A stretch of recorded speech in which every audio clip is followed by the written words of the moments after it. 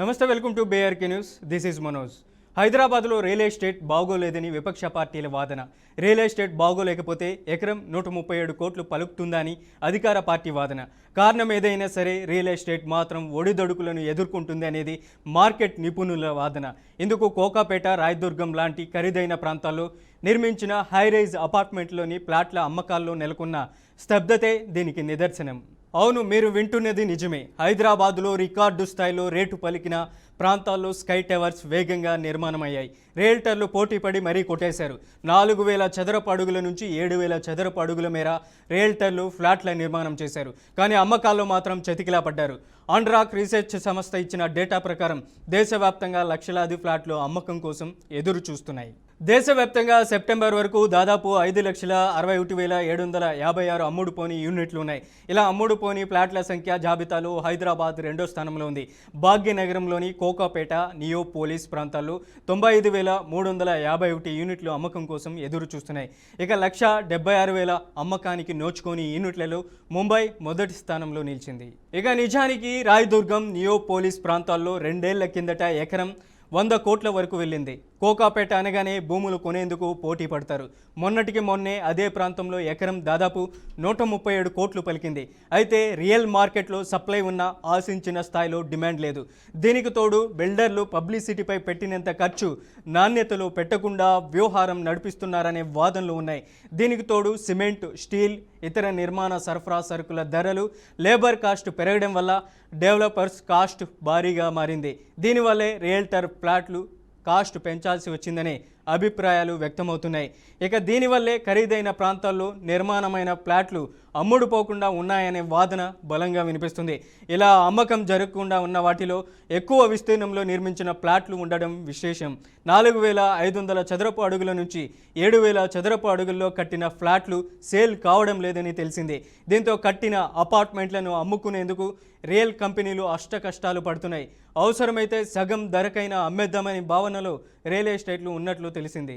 ఇక real estate అంశంపై లైవ్లో మనతో మాట్లాడడానికి మల్లెల రాజేష్, రియల్ ఎస్టేట్ మార్కెట్ నిపుణులు ఉన్నారు. అలాగే మన స్టూడియోలో రియల్ ఎస్టేట్కి సంబంధించినటువంటి అడ్వైజర్ మామిడాల భిక్షపతిచారి ఉన్నారు మనతో.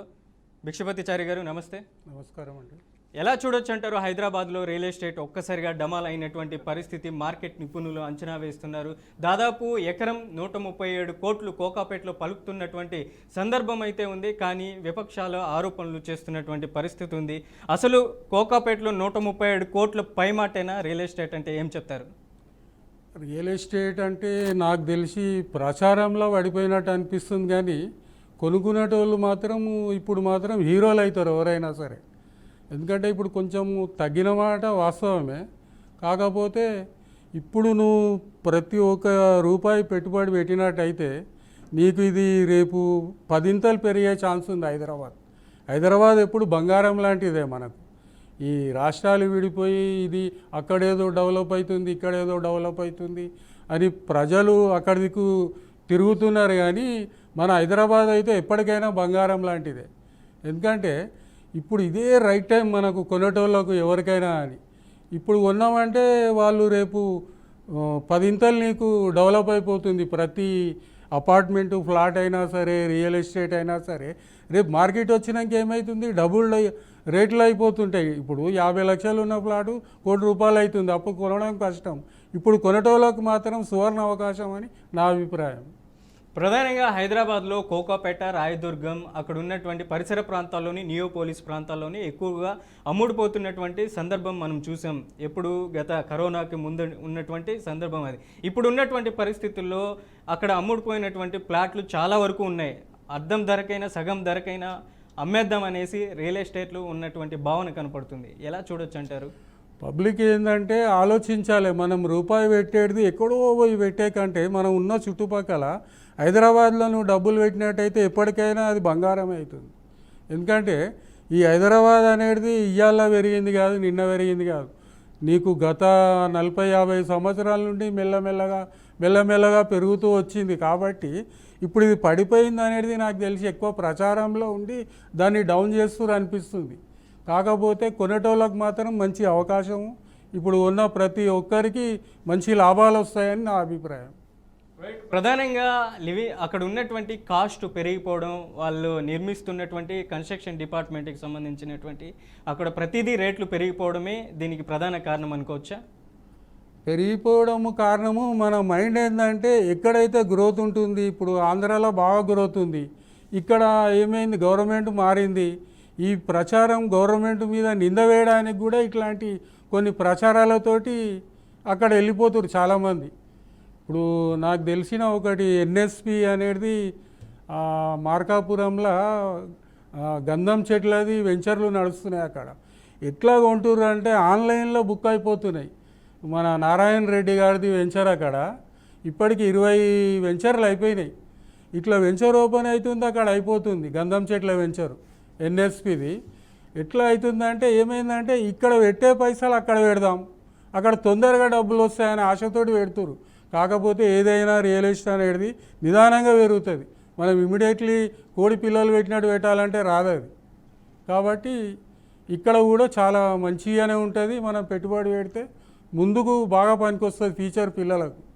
దీన్ని పడిపోయిందనే ప్రచారం కంటే జాగ్రత్తగా ఆలోచించి ఇన్వెస్ట్ చేయడం చాలా మంచిది. రైట్. అలాగే మనతో రియల్ ఎస్టేట్కి సంబంధించి లైవ్లో ఉన్నారు మల్లెల రాజేష్ గారు. రాజేష్ గారు నమస్తే. నమస్కారం అండి.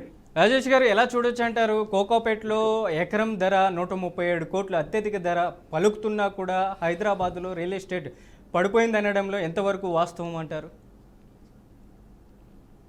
సార్, రియల్ ఎస్టేట్ పడిపోయింది అనేది ఒక ఊహాజనితమైన వార్త మాత్రమే, వాస్తవం కాదు. ఎందుకంటే ఖచ్చితంగా ప్రతి ఎన్నికలకు ముందు ఒక హనీమూన్ పీరియడ్ లాంటిది ఉంటుంది. అంటే ఎన్నికలకి ఒక 6 నెలల ముందు, ఎన్నికల తర్వాత ఒక సంవత్సరం పాటు మార్కెట్ అనేది బాగా స్తబ్దతగా ఉంటుంది. ఎందుకంటే ప్రభుత్వం మారితే ఏమైనా పాలసీలు మారుతాయేమో, అభివృద్ధి ఇక్కడ వచ్చే డెవలప్మెంట్లు అటు వచ్చే డెవలప్మెంట్ ఇటు ఏమైనా స్విచ్ చేస్తారేమో అని కొంత స్తబ్దతగా ఓరల్గా ప్రతి ఎలక్షన్ కూడా ఒక 2 సంవత్సరాలు మార్కెట్ స్ట్రగుల్ అవటం అనేది జరుగుతుంది. అలానే మనకి 2023 ఎండింగ్ నుంచి మొన్న 25 అక్టోబర్ వరకు, అంటే ఒక 1.5 month వరకు మార్కెట్ కొంచెం ఇబ్బందికరంగా ఉన్నమాట వాస్తవమే. కానీ దానికి 100% రియల్ ఎస్టేట్ మీద వచ్చిన బ్యాడ్ ఒపీనియన్ కాదు. అలా అని ఇంకేదో చుట్టుపక్కల వేరే నగరాలు బాగా అభివృద్ధి చెందుతుంటే అక్కడికి వెళ్తున్నాయని కాదు. కానీ ప్రపంచవ్యాప్తంగా వచ్చిన ఆర్థిక మాంద్యం ఒక ముఖ్యమైన కారణం. ఇప్పుడు మీరు చూసుకుంటే ఉద్యోగస్తులకి చాలా మందికి జీతాలు పెరగలేదండి బయట.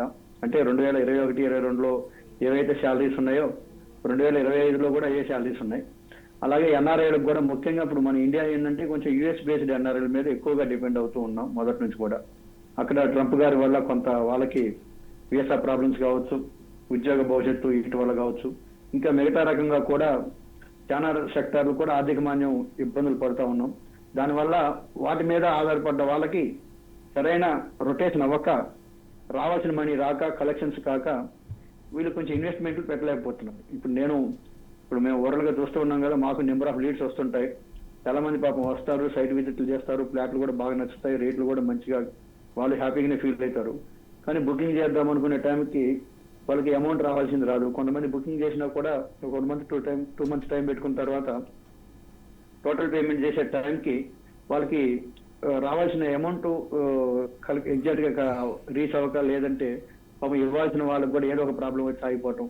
సో ఫైనల్ గా ఏంటంటే ఫైనాన్షియల్ రెసిషన్ వల్లనే ఈ ప్రాబ్లం ఎక్కువగా ఉంది. రైట్. రాజేష్ గారు, ప్రధానంగా చూసుకుంటే యుఎస్లో మనం చూసుకుంటే న్యూజెర్సీ, వాషింగ్టన్, అలాగే అక్కడ ఉన్నటువంటి కాలిఫోర్నియాలో దాదాపు ఒక విల్లా కొనాలంటే 8 కోట్ల వరకు ఖర్చు అవుతుంది. అట్లాంటి హైదరాబాద్లో దాదాపు 12 కోట్లు ఒక గేటెడ్ కమ్యూనిటీలో విల్లా కొనుగోలు చేయాలంటే 12 కోట్ల ధర రికార్డు స్థాయిలో పలుకుతుంది. ఇట్లాంటి పరిస్థితుల్లో యుఎస్ కంటే హైదరాబాద్ మహానగరం డెవలప్మెంట్లో ముందు ఉంది అనుకోవాలా? అవునండి, వాస్తవానికి ఏంటంటే ఇప్పుడు మీరు రియల్టర్ సైడ్ నుంచి చూసుకుంటే పిండి కొద్ది రొట్టె అన్నట్టు, లేదా రా మెటీరియల్ పెరుగుతున్నప్పుడు ప్రొడక్షన్ కాస్ట్ కూడా పెరుగుతుంటుంది. మనకి ఫినిషర్ గూడ్స్ ప్రైజులు కూడా మారుతూ ఉంటాయి. మనకి ఇక్కడ ల్యాండ్ రేట్లు విపరీతంగా పెరగడం అనేది సరే చెప్పుకోవడానికి బాగానే ఉన్నప్పటికీ కొంత మధ్యతరగతి వాళ్ళకి అందుబాటులో లేకపోవటం అనేది కొంచెం చింతించాల్సిన విషయం. ఎందుకంటే వాస్తవానికి ఒకప్పుడు హైదరాబాద్ కట్టుబట్టలతో పొట్టశాత పట్టుకొని ఉపాధి కోసం వచ్చిన ఎవరైనా సరే వాళ్ళు ఈవెన్ కూలి పనులు చేసుకున్నా కూడా 10-15 సంవత్సరాల్లో సొంత ఇల్లు కొనుక్కునే పరిస్థితి ఉండేది. ఉద్యోగస్తులు అయితే 5-6 సంవత్సరాల్లోనే సొంత ఇల్లు కొనుక్కునే పరిస్థితి ఉండేది. కానీ ఇప్పుడు భూముల రేట్లు విపరీతంగా పెరగడం వలన కొంచెం మరి ఫ్లాట్లు దాని మీదనే పూర్తిగా ఆధారపడినటువంటి ఫ్లాట్స్, అపార్ట్మెంట్స్, విల్లాస్ అన్ని కూడా రేట్లు పెరగడం వల్ల ఈ రోజు కొంచెం ఎఫర్ట్ చేసే పరిస్థితి లేదు మధ్యతరగతి వాళ్ళు. అలాగే మీరు అన్నట్టు ఆ పర్టికులర్ ఏరియాలో అంత రేట్లు పెరగడానికి ఏంటంటే అండి 90s నుంచి కూడా విపరీతమైన డెవలప్మెంట్స్ అన్ని కూడా అక్కడే ఎక్కువగా వచ్చాయి. సాఫ్ట్వేర్ కావచ్చు, మరీ ముఖ్యంగా పెద్ద పెద్ద హెడ్ ఆఫీసులు కూడా అక్కడ వచ్చాయి. ఇంకా చుట్టుపక్కల కొంచెం హై రేంజింగ్ అపార్ట్మెంట్, మామూలు స్టాండర్డ్ అపార్ట్మెంట్లతో పాటు హైఫై విల్లాస్, సెలబ్రిటీస్ ఉండే కొంచెం జూబ్లీస్, బంజారా ప్రాంతాలు, కొంచెం ఓఆర్ఆర్ కనెక్టివిటీ, ఎయిర్పోర్ట్ అన్నిటికీ అందుబాటులో ఉండేసరికి ఇయర్ బై ఇయర్ బాగా పెరుగుతూ వచ్చింది. పెరిగినప్పుడు ఇక రేట్లు విపరీతంగా పెరిగేసరికి మనకు కొంచెం కన్స్ట్రక్షన్ కాస్ట్ కూడా పెరుగుతూ వచ్చింది. ముఖ్యంగా ఏంటంటే ఇప్పుడు ఇందాక సోదరులు చారీ గారు చెప్పినట్టు మనకు కొంచెం లేబర్ ప్రాబ్లం ఒకటి కూడా బాగా రన్ అవుతుందండి కన్స్ట్రక్షన్ ఫీల్డ్ లో. మనకి అసలు తెలుగు రాష్ట్రాల నుంచి అయితే కూలీలు దొరకట్లేదు. ఎక్కడ ఉత్తరప్రదేశ్, బీహార్, బెంగాల్ నుంచి మనం తీసుకురావాల్సి వస్తుంది. మెటీరియల్ కాస్ట్ కూడా విపరీతంగా పెరిగింది. సిమెంట్, ఐరన్, ఇంకా ఇసుక అన్ని ఖర్చులు కూడా పెరిగేసరికి ఒకదానికొకటి ఇయర్ బై ఇయర్ యాడ్ అవుతుండేసరికి ఆ ప్రైజులు తప్పనిసరి పరిస్థితుల్లో పెంచాల్సి వస్తుంది. ఎందుకంటే అంటే ప్రతి రియల్టర్ కూడా తను ప్రాజెక్ట్ మొదలు పెట్టాడంటే ఎంతో కొంత లాభం చూసుకుని తొందరగా పూర్తి చేసి హ్యాండ్ ఓవర్ చేసి ఇంకో ప్రాజెక్ట్ మొదలు పెట్టాలని ఉంటుంది. ఎవరు కూడా డిలే అవ్వాలి, ఎక్కువ లాభాల కోసం ఎక్కువ టైం డిలే అవ్వాలని కోరుకోరు. కొంచెం లాభం వచ్చిన త్వరగా పూర్తి అవ్వాలని చూసుకుంటారు.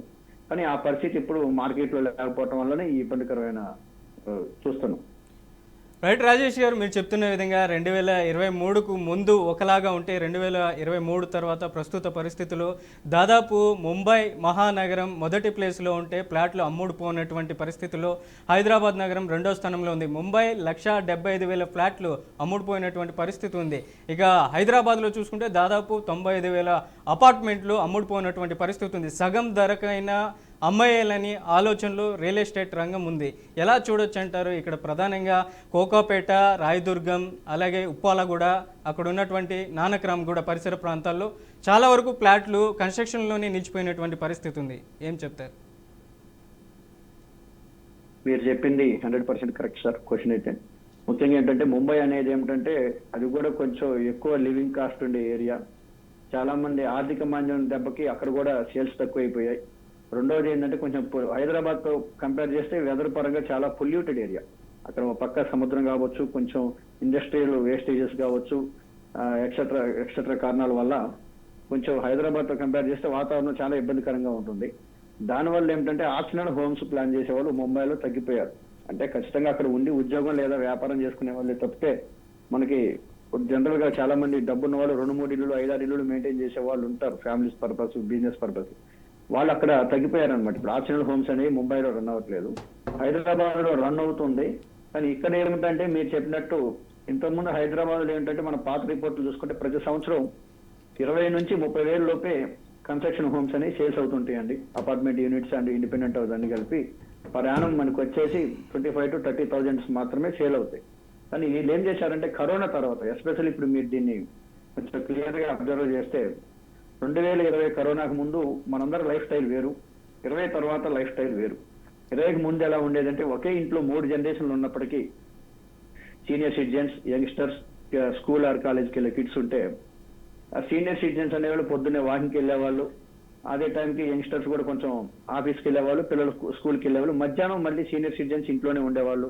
సాయంత్రానికి పిల్లలు స్కూల్ నుంచి రావడం, తర్వాత కొంచెం లేట్ ఈవినింగ్ ఆరు ఎర్లీ నైట్ యంగ్స్టర్స్ అనే వాళ్ళు ఆఫీస్ నుంచి రావటం. ఇలా ఎస్పెషల్లీ ఏంటంటే ఒకే ఇంట్లో ఒక నైట్ స్లీపింగ్ టైంలో మాత్రమే 3 జనరేషన్ కలిసి ఇంట్లో ఉండేవాళ్ళు. డే టైంలో ఉండకపోయేవాళ్ళు, ఎవరి పనుల్లో వాళ్ళు ఉండేవాళ్ళు. కానీ కోవిడ్ అప్పుడు ఏమిటంటే మనకి లాక్డౌన్ వల్ల కంటిన్యూగా 3-4 మంత్స్ లాక్డౌన్, ఫస్ట్ కోవిడ్ అప్పుడు, రెండో కరోనా అప్పుడు 2-3 మంత్స్ లాక్డౌన్ ఉండటం వల్ల, అలాగే ఐటీ వాళ్ళందరికీ కూడా వర్క్ ఫ్రమ్ హోమ్ ఇవ్వడం వల్ల పిల్లలకు కూడా కిడ్స్ కూడా స్కూల్స్ కి హాలిడేస్ ఇవ్వటం, ఆ తర్వాత జూమ్ ద్వారా క్లాసులు కండక్ట్ చేయటం, ఆన్లైన్ క్లాసులు కండక్ట్ చేయడం వల్ల 3 generation at a time stay చేయాల్సి వచ్చేది ఇంట్లో. 2021-22లో మీరు చూసుకుంటే అప్పుడు ఏంటంటే కొన్ని కాంప్లికేషన్స్ వస్తుంటాయి. అప్పటి వరకు ఏముండవు, ఓన్లీ స్లీపింగ్ టైంలోనే ఉంటారు కాబట్టి ఎవరి పని వాళ్ళు చేసుకుంటూ హ్యాపీగా ఉండేవాళ్ళు. ఒకేసారి ఉన్నప్పుడు కొంచెం ఒకళ్ళ మధ్య ఒకళ్ళు కొద్దిగా ఇబ్బందికర పరిస్థితులు వచ్చినప్పుడు వాళ్ళు కొంచెం ఎక్స్టెన్షన్ హోమ్స్ కోరుకున్నారు. అంటే 2 BHKలో ఉండేవాళ్ళు 3 BHK, 3 BHKలో ఉండేవాళ్ళు ఒక villa or 4 BHK high raising flat. ఇంకా కొంతమంది బాగా కొంచెం 2 అన్నదమ్ములు 3 అన్నదమ్ములు కలిసి ఉండేవాళ్ళు అయితే ఎవరికి వాళ్ళు సపరేట్ ఇల్లు కావాలని. అట్లా మనకి 21 స్టార్టింగ్ 22లో మ్యాసివ్ డిమాండ్ వచ్చిందండి రియల్ ఎస్టేట్ కి, especially in construction, apartment, villas ప్రాజెక్టులకి. వచ్చేసరికి అప్పటికప్పుడు చాలా మందికి మంచిగా శాలరీస్ కూడా ఆ టైంలో బాగుండటం వల్ల అందరూ కూడా కొంచెం హౌసింగ్ లోన్స్, పర్సనల్ లోన్స్ మీద త్రూ సేల్స్ కి వెళ్ళారు, డైరెక్ట్ గా కస్టమర్స్ సైట్ విజిటింగ్కి వెళ్ళేవాళ్ళు. అలా ఒకేసారి విపరీతమైన డిమాండ్లు వచ్చేసరికి మన బిల్డర్లు కూడా ఏం చేశారంటే ఇక బహుశా ఇదే వేవ్ కంటిన్యూ అవుతుందేమో అన్నట్టుగా ఇక వాళ్ళ దగ్గర ఉన్న ప్రాజెక్టులు క్లోజ్ చేసుకుని కూడా కొత్త ప్రాజెక్టులు విపరీతంగా మొదలు పెట్టారు. అంటే దీన్ని కొంచెం కరెక్ట్ గా అంచనా వేయలేకపోయారు భవిష్యత్తుని. బహుశా ఇది కొన్నాళ్ళే ఉంటుంది ఈ వేవ్ అనేది, మధ్యలో కొంత బ్రేక్ వస్తుంది అనుకోకుండా కంటిన్యూ ఉంటుంది అనుకొని విపరీతంగా హై రైజింగ్ అపార్ట్మెంట్లు, విల్లాలు, అపార్ట్మెంట్ అవుట్కట్స్ లో మళ్ళీ ఎక్కడ పడితే అక్కడ కొంచెం కనెక్టివిటీ దగ్గర కూడా ఆ జోన్స్ అవి కూడా సరిగ్గా చూసుకోకుండా చాలా చోట్ల కన్స్ట్రక్షన్ ప్రాజెక్ట్ మొదలు పెట్టారు. దానివల్ల తర్వాత సేల్స్ అనేవి డౌన్ అయ్యాయి. ఎందుకంటే కొనాల్సిన వాళ్ళంతా కూడా దాదాపు 2021-22లో బాగా కొన్నారు. 23-24 కొంచెం ఇక అప్పటికే ఆగిపోయి కొద్దిగా సేల్స్ అయిపోయినాయి. ఆ తర్వాత 24 సెప్టెంబర్ నుంచి మొదలైన మనకి హైడ్రా ఒకటి, వాళ్ళు కూడా కొంచెం బఫర్ జోన్లు, FTL లో ఉన్న ఇళ్ళు కూల్చడం, ఆ తర్వాత నాలాలు, మరీ ముఖ్యంగా అసైన్ ల్యాండ్ లో ఉన్న వాటిని అది కూడా విల్లాలు, కొన్ని అయితే అపార్ట్మెంట్లు కూడా కూల్చడం వల్ల ఈ హైదరాబాద్ లో కూడా భయపడి ఒక 1 year చాలా మంది కొంచెం కన్స్ట్రక్షన్ సైట్లు దొరికి వెళ్ళడానికి భయపడ్డారు అనమాట.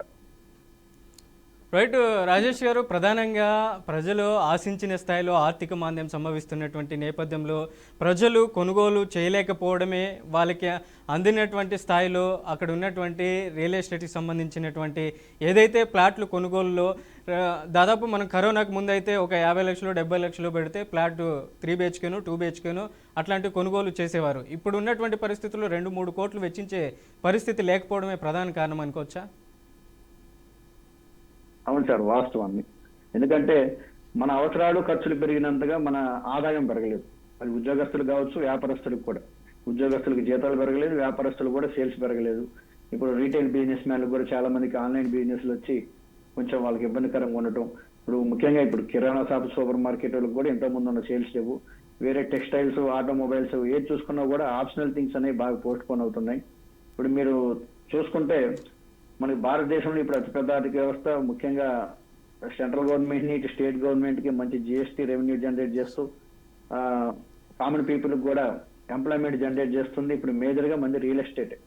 ఎందుకంటే ఇటు ట్యాక్స్ రూపంలో గవర్నమెంట్కి వెళ్తుంది, వర్క్ రూపంలో ఇప్పుడు మనకి interior works, painters, construction labours, వాటి మీద డిపెండ్ అయిన hardware industries, number of sectors మనకి వాటి మీద డిపెండ్ అయిన వాళ్ళంతా బాగున్నారు.